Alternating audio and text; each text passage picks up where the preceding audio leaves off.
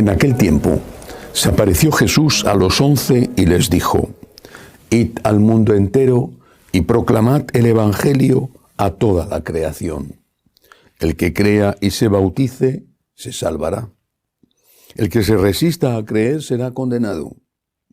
A los que crean les acompañarán estos signos: echarán demonios en mi nombre, hablarán lenguas nuevas, cogerán serpientes en sus manos, y si beben un veneno mortal no les hará daño. Impondrán las manos a los enfermos y quedarán sanos. Palabra del Señor. Gloria a ti, Señor Jesús. Hoy celebramos la fiesta de la conversión del apóstol San Pablo. Hay dos fiestas dedicadas a San Pablo, esta y la de junio, donde recordamos también a San Pedro, pero seguramente por eso, porque en aquellas recuerda a San Pedro, junto a San Pablo se habla más entonces de San Pedro que de San Pablo, así que hoy es prácticamente la única fiesta en que podemos hablar solo de San Pablo. San Pablo fue esencial en el cristianismo, es esencial en el cristianismo. Lo es no solo por su gran labor evangelizadora, porque abrió la Iglesia a los pueblos que no eran de raza judía, sino porque entendió, quizá como nadie, qué era lo que había venido a hacer Jesucristo. Entendió cuál era el mensaje esencial que tenía que proclamar aquel que siguiera a Jesús como evangelizador, porque era el mensaje esencial que había transmitido y enseñado nuestro Señor. Todo parte en San Pablo de una experiencia, una teofanía, una manifestación de Dios, cuando va a hacer algo terrible, apresar cristianos para llevarlos a Jerusalén y que los maten. Esa teofanía es una audición. Él se queda ciego por un relámpago, por un rayo, cae del caballo, pero oye a Jesús, así se lo dice el Señor. Yo soy Jesús, a quien tú persigues, soy Jesús. Y eso significaba solo una cosa: estaba vivo Jesús. San Pablo estaba seguro de que Jesús había sido crucificado, no tenía ninguna duda, había muerto. Pero si Jesús estaba vivo, habiendo muerto, significaba que había resucitado. Eso era lo que proclamaban los cristianos, esa era la fuerza del cristianismo. Hay resurrección. Eso es lo que entiende San Pablo. Este es el inicio de su conversión. Hay resurrección. Él, discípulo de un famoso fariseo, Gamaliel, un maestro de la ley, un maestro moderado, no radical, bueno, pues discípulo de Gamaliel, creía que había vida eterna, pero el hecho de que lo creyera era diferente a encontrarse con una realidad, y con una realidad de alguien que había muerto porque había proclamado su divinidad. Si Cristo, que muere porque proclama su divinidad, está vivo, significa que hay vida eterna, que hay resurrección y que Cristo es Dios. Esta es la primera cosa que entiende San Pablo. La esencia del cristianismo la ha comprendido inmediatamente. Hay vida eterna, Cristo es Dios. En segunda cosa, consecuencia de esta, si Cristo es Dios, el amor de Dios es infinito. Los judíos creían en el amor de Dios, tenían temor a Dios y también amor. No digo que todos los judíos fueran así, por supuesto, como tampoco son todos los católicos así, pero en el Antiguo Testamento hay innumerables expresiones de amor a Dios y de amor convencido, porque sabían cuánto les amaba Dios, desde la creación hasta la salvación de Egipto o la entrega de la tierra prometida, la continua protección de sus enemigos. Los judíos creían en el amor de Dios. Pero ese amor en el que creían se veía elevado al infinito cuando, como San Pablo, se dan cuenta de que Dios se ha hecho hombre Eso es muchísimo más de lo que ellos pensaban que podía hacer Dios por ellos. No es lo mismo que te den una tierra, es decir, algo material, a que te den la propia vida. Por lo tanto, lo segundo que San Pablo descubre es no solamente que Dios existe, hay vida eterna, sino que si Dios se ha hecho hombre, el amor de Dios es inconmensurable, es infinito. Dios nos ama hasta ese punto. Lo expresará continuamente en sus cartas. Lo dirá una y otra vez. Él, siendo Dios, se hizo hombre. Dejó su categoría divina para adoptar la condición de esclavo. Continuamente va a confesar en todos sus escritos, en su predicación, va a confesar esto. ¿Hay resurrección?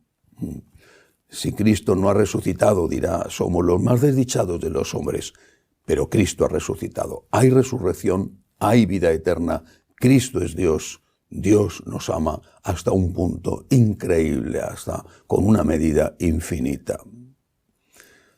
Tercera cosa que caracteriza a San Pablo, esencial en su mensaje y esencial para nosotros. San Pablo es el más, quizá, el más mariano de todos los apóstoles, y nunca hablo de la Virgen, y posiblemente, no lo sé, pero posiblemente nunca la conoció. Bueno, San Lucas, su discípulo, sí la conoció. ¿Por qué afirmo esto siendo San Juan el que cuidó de la Virgen? Porque todo el mensaje de San Pablo está basado en la humildad, y la Virgen es el modelo perfecto de humildad. San Pablo se enfrenta, como fariseo, se enfrenta con una teología muy arraigada en el pueblo judío, o al menos en aquel momento en el pueblo judío, que era la idea de que Dios efectivamente era tu protector, tu Señor, pero tú te salvabas a ti mismo con tus obras. Esta idea ha aparecido una y otra vez también en la Iglesia. En el fondo, el jansenismo no es más que esto. Tú te salvas a ti mismo con tus obras. Si tú te salvas a ti mismo con tus obras, es decir, poniendo un ejemplo, tú vas a la tienda, vas a comprar fruta, ¿cuánto valen las manzanas? Pagas lo que te piden, das el dinero, recibes las manzanas y te vas a tu casa. Si dices gracias es por pura cortesía. No debes nada, lo has pagado. Esta era la mentalidad judía. Yo no debo nada a Dios, yo lo he pagado. Con mis obras, cumpliendo los 10 mandamientos y las inmensas, más de 300 prescripciones judías de todo tipo, desde culinarias hasta morales. No debo nada, ya lo he pagado. En esa religión, en el fondo, había una gran soberbia, en el fondo había escasez, si no ausencia total, de agradecimiento.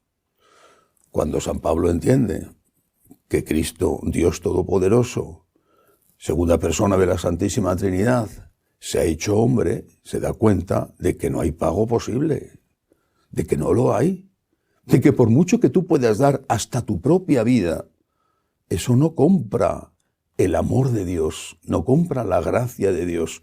Y por eso exclamará una y otra vez, especialmente en la carta a los Romanos, que todo es gracia.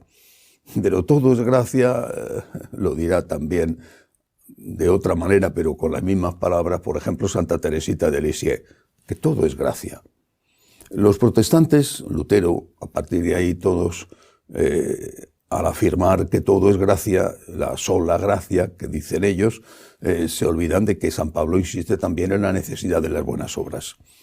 Y desde luego se lo recuerda muy bien el apóstol Santiago en su carta. Pero si las buenas obras son necesarias, son imprescindibles, lo son para aceptar la gracia. Es una perspectiva distinta a la del fariseo. El fariseo, la obra compra la salvación. En el cristiano, en San Pablo, la gracia solo te permite aceptar la salvación. Es diferente. Es como cuando tú recibes un regalo de alguien que te trae el cartero. Bueno, el cartero te exige una identificación y te exige firmar un documento de que han recibido ese regalo. Muy bien.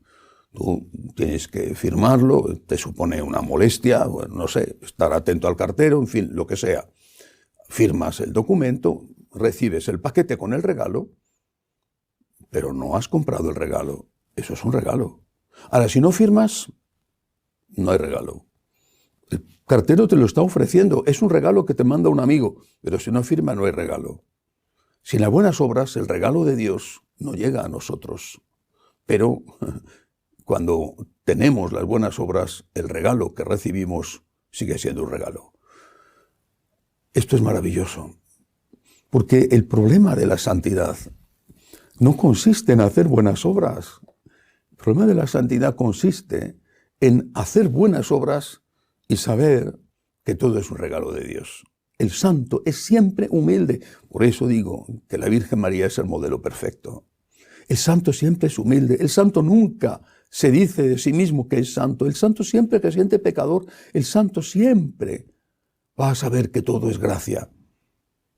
Y sabe, porque es católico, que sin la santidad no va a ir al cielo, que sin las buenas obras y sin morir en gracia no va a ir al cielo. Pero sabe que el amor de Dios es tan infinito que todas sus buenas obras y millones y millones y millones de buenas obras más que tuviera, no compraría la sangre derramada de Jesucristo. No tiene precio. Y esto, repito, es maravilloso. Lo entiende San Pablo y lo vive. Da su vida por Cristo. En el desgaste hay un momento en que él cuenta las palizas que le dieron, los naufragios y al final la muerte. Bueno, pues eso para San Pablo era nada. Era todo y era nada. Era todo porque era lo que le podía ofrecer al Señor y era nada.